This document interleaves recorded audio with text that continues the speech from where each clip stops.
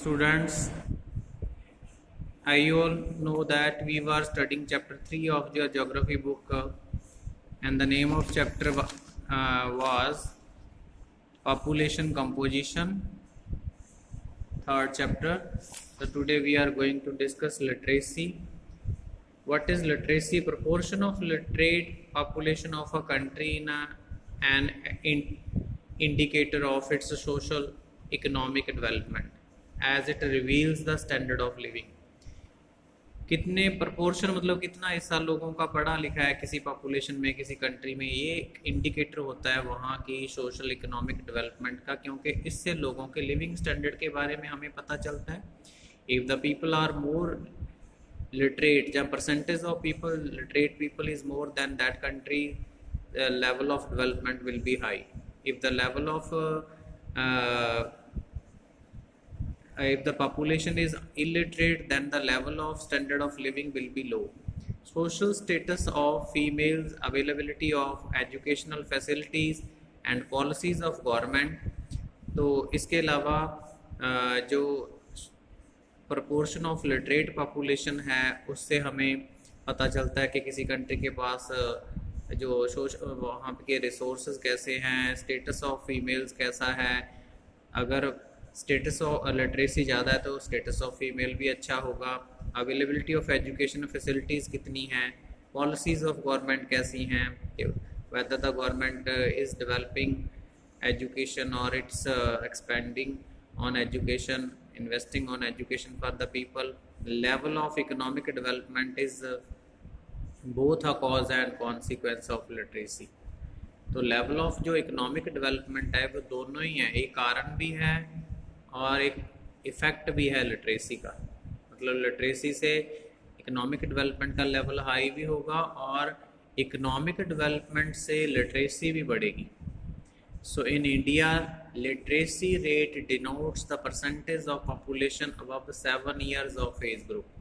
India में जो 7 साल से ऊपर वाले लोग हैं उनकी कितनी परसेंटेज है, हम लिटरेसी में उनको लेते हैं.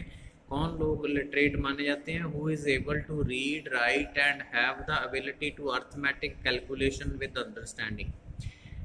7 साल से ऊपर एज वाले ग्रुप में जो आने वाले लोग हैं और जो पढ़ना लिखना और थोड़ा अर्थमेटिक कैलकुलेशंस करना जानते हैं, अंडरस्टैंडिंग है उनको इनके बारे में लिखने पढ़ने की और कैलकुलेशंस की, उसको लिटरेट में काउंट किया जाता है.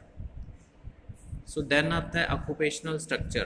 तो ऑक्यूपेशन मतलब जो प्रोफेशन है किसी का, कि डिफरेंट प्रोफेशन बेस पे कौन कौन से ऑक्यूपेशंस लोगों ने अडॉप्ट किए हुए हैं. तो हमने देखा था कि अलग अलग एज ग्रुप हैं, 0 to 14 है, 15 to 59 है, 60+ है. तो वर्किंग पॉपुलेशन का जो ग्रुप है वुमेन और वुमेन वो है 15 to 59. और ये अलग अलग काम धंधे में पार्टिसिपेट करते हैं, जहाँ फिर मतलब लोगों का जो ऑक्यूपेशन है, प्रोफेशन है वो अलग अलग है. Some are engaged in agriculture, others are in forestry, and some are engaged in fishing, manufacturing, construction, commercial transport services, communication and other unclassified services. तो इस तरह से मतलब जो लोग हैं वो अलग अलग ऑक्यूपेशंस में व्यस्त हैं. कोई कंस्ट्रक्शन वर्क में, कोई मैन्युफैक्चरिंग, कोई फिशिंग, कमर्शियल ट्रांसपोर्ट, कोई. तो all the on the base of different occupations we divide the different occupations in 3 categories: primary sector, secondary and tertiary. So agriculture, forestry, fishing and mining ये primary activities में आती हैं. जो लोग इनमें काम करते हैं like agriculture, forestry, fishing, mining, उनको प्राइमरी एक्टिविटीज़ में इन्वॉल्व किया जाता है. मैन्युफैक्चरिंग सेकेंडरी एक्टिविटी है.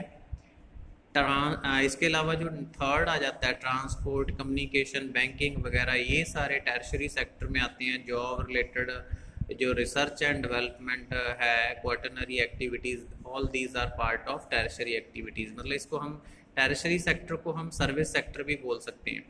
Proportion of working population engaged in these 4 sector is good indicator of the level of economic development of nation. तो कि जो लोग ज़्यादा जिसमें टर्शरी सेक्टर में काम करने वाले होंगे जिस कंट्री में, तो ये एक इंडिकेटर होता है कि उस कंट्री का या नेशन का जो लेवल ऑफ इकोनॉमिक डेवलपमेंट है वो अच्छा रहेगा। And this is because only developed economy with the industries and infrastructure can accommodate more workers in the secondary, tertiary and quaternary sector, क्योंकि एक डेवलप्ड इकोनॉमी ही है जिसमें इंडस्ट्री ज़्यादा होंगी, इंफ्रास्ट्रक्चर अच्छा होगा और वो ज़्यादा लोगों को किस सेक्टर में अकोमोडेट करेंगे, सेकेंडरी, टर्शरी और क्वार्टरनरी में। और जो if the economy is still in primitive stage, अगर कोई कंट्री जो है वो प्रिमिटिव स्टेज में है, मतलब उसका जो लेवल ऑफ डेवलपमेंट लो है, तो ज़्यादा प्रोपोर्शन ऑफ पॉपुलेशन एंगेज रहेंगे प्राइमरी एक्टिविटीज़ में। सो नेचुरल रिसोर्सेज को एक्सट्रैक्शन करना, all these activities which are a part of primary activities. So इसके साथ ही हमारा ये जो चैप्टर है, चैप्टर 3, वो कंप्लीट हो जाता है।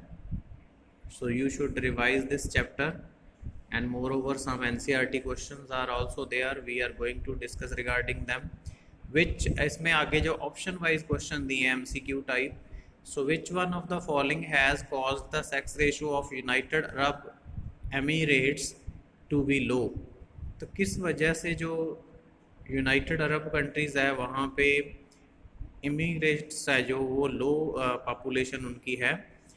पहला है selective migration of male working population, second option high birth rate of males, low birth rate of females and high out migration of females.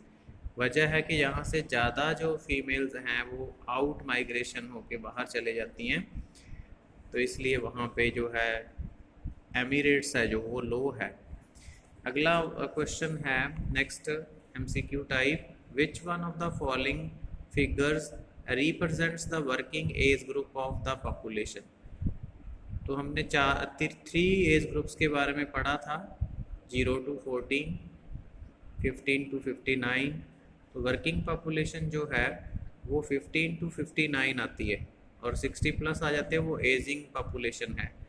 Which one of the following countries has the highest sex ratio in the world? Latvia में सबसे ज़्यादा highest sex ratio है। और एक आया था which has the lowest sex ratio, Qatar में था। तो इसके अलावा कुछ 30 वर्ड्स में छोटे स्मॉल आंसर टाइप क्वेश्चंस हैं जिसका आंसर 30 वर्ड्स में देना होता है। What do you understand by population composition क्या है? This is the title of this chapter. When we study about the population according to their age, sex and according to their profession, तो उसको हम population composition बोलते हैं। What is significance of age structure क्या है? तो as structure में हम मतलब डिफरेंट एज ग्रुप में काम करने वाले लोगों की पॉपुलेशन की परसेंटेज के बारे में जानते हैं। और सेक्स रेशो मेज़र कैसे होती है? तो इंडिया में हम मेज़र करते हैं female population upon mail population into 1000। Describe the rural urban composition of population, तो इसमें अलग अलग क्राइटेरियाज़ के बारे में हमने पढ़ा था, लॉन्ग क्वेश्चन आ जाते हैं जैसे उसमें कि अलग अलग कंट्री जो है रूरल और अर्बन पॉपुलेशन को मेज़र करने के तरीके उनके डिफरेंट हैं। Discuss the factors responsible for the imbalances in the sex age found in different parts of the world and occupational structure. ये लास्ट टॉपिक इसमें कवर होता है चैप्टर का कि कौन से फैक्टर्स हैं जिसकी वजह से जो एज सेक्स है वो इम्बैलेंस, असंतुलन है डिफरेंट पार्ट्स ऑफ वर्ल्ड में। ऑक्यूपेशन स्ट्रक्चर को जो है अलग अलग जैसे 3 सेक्टर में काम करने वाले लोगों का उसके बारे में बताया गया, प्राइमरी, सेकेंडरी और टर्शियरी सेक्टर में। जैसे इसके प्रोजेक्ट एक्टिविटी दी हुई है लास्ट में, construct an age sex pyramid. जैसे हमने एज सेक्स पिरामिड के बारे में पढ़ा था जिसमें एक साइड पे मेल पॉपुलेशन होती है, दूसरी साइड पे फीमेल पॉपुलेशन है। तो इस तरह का जो एज स्ट्रक्चर, एज साइज जो सेक्स पिरामिड है, तो उन्होंने कहा कि अपने डिस्ट्रिक्ट या स्टेट का इस तरह का पिरामिड बनाइए। ये प्रोजेक्ट एक्टिविटीज़ चैप्टर में दी गई है। So study the chapter carefully, try to understand the question answers at the end. Thanks and have a very nice day.